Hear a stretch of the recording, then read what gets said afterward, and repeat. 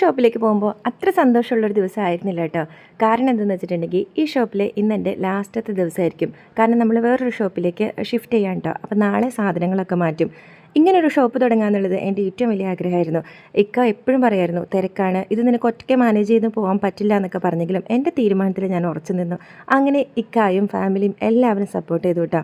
ഒരുപാട് സന്തോഷ നിമിഷങ്ങളാണ് കേട്ടോ എനിക്ക് ഈ ഒരു ഷോപ്പിലുള്ളത്. പറയാതെ വയ്യ, എനിക്ക് നല്ല സഹോദര തുല്യ സൗഹൃദങ്ങൾ വരെ എനിക്ക് ഇവിടുന്ന് കിട്ടിയിട്ടുണ്ട് കേട്ടോ. കുറച്ച് മുമ്പ് പരിചയപ്പെടേണ്ടവരായിരുന്നു എന്ന് തോന്നിയിട്ടുള്ള ഒരു ബന്ധങ്ങൾ എനിക്ക് ഇവിടെ നിന്ന് ഉണ്ടായിട്ടുണ്ട് കേട്ടോ. ഇഷൽ ഡിസൈനർ കൗച്ചിലെ ഷബനാത്തയും ഫസൽക്കയും റിയയും കിച്ചും സൂപ്ലാൻ ഷോപ്പിലെ നാദർഷയും സുൽഫത്തും സോൾവുഡ് ഫർണിച്ചറിലെ റഹീമും പർവിനും എല്ലാം ഒരേ കുടുംബക്കാരെ പോലെ എനിക്ക് തോന്നിയിട്ടുണ്ട് കേട്ടോ. ഒരു കട ഷിഫ്റ്റ് ചെയ്യുമ്പോൾ കുറേ ടെൻഷൻ ഉണ്ടാവും ഈ സാധനങ്ങൾ മാറ്റുന്നതിനൊക്കെ. പക്ഷെ അവരെല്ലാവരും എന്ന സാധനങ്ങൾ മാറ്റാനായിട്ട് കട്ടയ്ക്ക് കൂടി നിന്നോട്ടോ. എല്ലാവരും സപ്പോർട്ട് ചെയ്തു. ഒരുപാട് നന്ദി ഹൃദയത്തിൻ്റെ പേരിൽ ഞാൻ പറയാൻ കേട്ടോ. പുതിയ സ്വപ്നങ്ങളും പുതിയ ഷോപ്പുകളൊക്കെ ആയിട്ട് ഈ ബന്ധങ്ങൾ ഇതേപോലെ തന്നെ നിലനിർത്തിക്കൊണ്ട് ഞാൻ ഈ കടയിൽ നിന്ന് യാത്രയായി. അടുത്ത കുഞ്ഞു വിശേഷങ്ങളായിട്ടാണ്. Thank you, by.